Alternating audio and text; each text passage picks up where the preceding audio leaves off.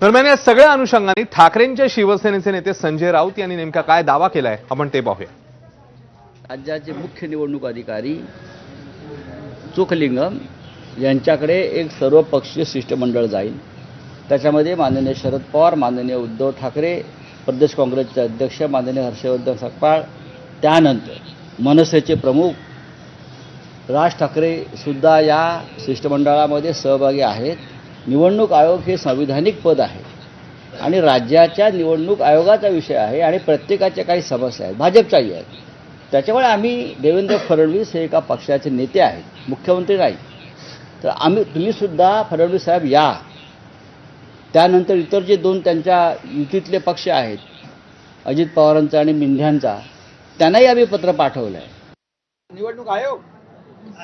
निवडणूक आयोगाला तर ते शिव्या देत होते, त्याला काहीतरी चुना आयोग म्हणत होते। त्यामुळे त्यांच्यावर आता त्यांच्याकडे जाणार आहेत, चांगली गोष्ट आहे, म्हणजे सुधारणा झालेली आहे, त्यांच्यावर विश्वास दाखवत आहे।